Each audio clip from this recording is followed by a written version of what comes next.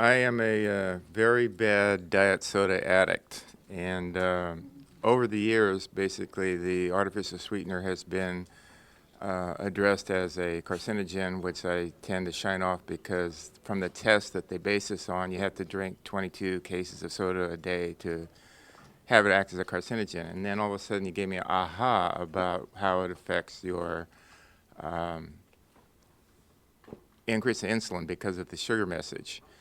One of the reasons I drink the soda is for the caffeine. From the zone point of view, if I take caffeine pills by themselves, would that be harmful? Um, no, it'd be pretty boring. But well, let's explain why they tell you it takes 22 cases of diet soda to have any adverse effects. Surprisingly, man is genetically different than rats. Strange. I know this is hard to believe. Uh, Rats or other test animals, they have an enzyme called catalase that can rapidly break down formaldehyde. When you drink diet sodas, especially those with aspartame, which is about 95% of all diet sodas, the aspartame is absorbed, it tastes good, but in the body, it breaks down. And one of the breakdown products is called methanol. Methanol is a pretty bad toxin. In fact, if you take a tablespoon or a teaspoon of methanol, just straight, you'll be dead in 36 hours. Now, you say, well, methanol, ethanol, they look about the same.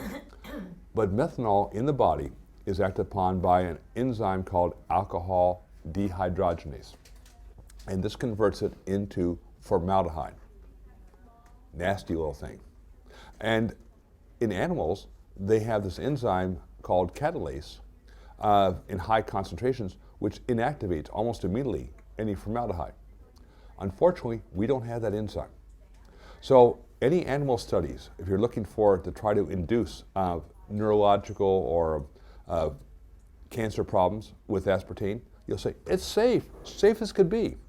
The only species you can use are humans. And since we don't have high levels of that catalase enzyme, the more of the diet soda we drink, the more formaldehyde we make. It causes rapid changes because it's very reactive. Rapid changes in the proteins that now turn them from being self to non-self. The body starts attacking it. So I was showing Danielle a very interesting book called When Science Sleeps by Dr. Woodrow Monty, who I've known for many years. And he was a whistleblower on aspartame. He said, listen, this is a terrible plague we're unleashing upon the world. And they said, look at the animal studies. He says, it doesn't matter. You're looking at the only species you can look at are humans. And he shows very, very powerful data. He had to basically leave the United States because he had a couple of car bombings, and so he now lives in New Zealand, out of sight, out of mind type of thing. But his book is very prophetic. When you see the rise of aspartame, which has been exponential since 1981, what you see displaced by between 5 to 14 years is a corresponding same trajectory of increase of things such as multiple sclerosis, Alzheimer's, autism, cancers.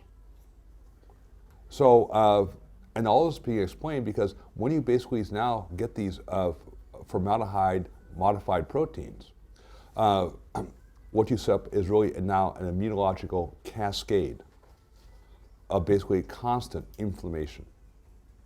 And it's estimated we make about 10 million pounds of aspartame a year, which means people are consuming about 1 million pounds of aspartame a year, or 1 million pounds of methanol per year.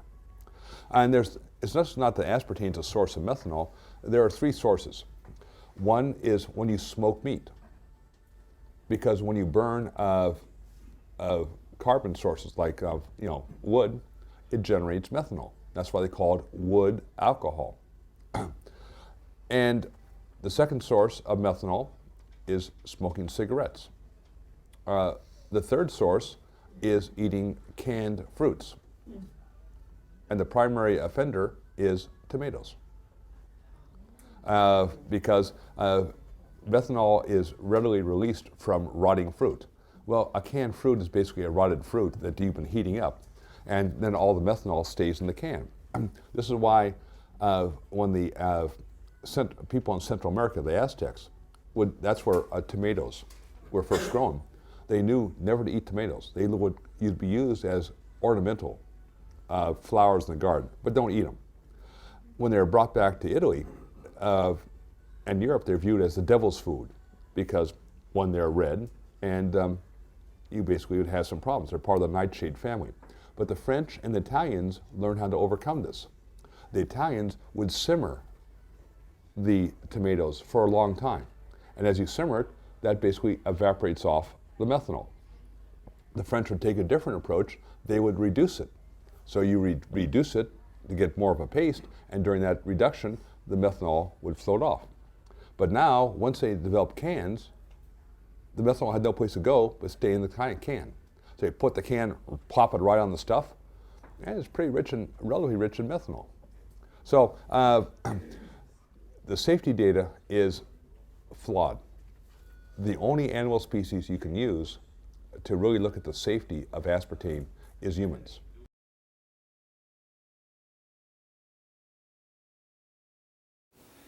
Hello everyone and welcome to the Fry Smiles Oral Health Network. I'm your host Scott Fry, and today on the show we're going to be talking a bit about sodas. Now, all of you out there are probably well aware that sodas are not so great for your teeth, but you may not know the exact reasons why this is true. And this is what we're going to be talking about today on this episode. Now, there are three big reasons why soda is bad for your teeth. And first and foremost is their high sugar content. Unless you're drinking diet soda, soda is going to be jam-packed full of sugars. And sugars are what the cavity-causing bacteria survive on and use to produce acids. So the more sugars that these little critters get during the day, the more they're going to grow, the more of them there'll be, and the more acids they'll produce, leading to cavities in your teeth. Second on our list of bad, naughty things that sodas have is low pH. Now, frequent exposure to acidic pH means that these same acid-producing bacteria are going to grow more effectively than the healthy bacteria. And this also means that there's going to be more of an erosive effect on your teeth. The longer your teeth are in contact with acids, the more erosion of the tooth structure that will occur. And last but not least is citric acid. Now, sodas contain lots of different acids for many different reasons. Some are there as preservatives, but citric acid is the nasty one. And the reason it's so bad is the fact that it binds calcium and it will leach it out of your teeth. And this means that it's going to have an erosive effect on your teeth at any pH. It doesn't matter whether it's already an acidic drink or if it's a basic drink. If there's citric acid in there and it's available to bind calcium, it will be pulling it out of your teeth, and that is not good. So we're going to be talking a little bit about, in the coming weeks, how you can enjoy a soda from time to time with limited negative effects to your teeth, but the best way to keep your teeth healthy is to limit the frequency of sodas in your diet. So I hope that's helpful for everyone, and I'll see you next week.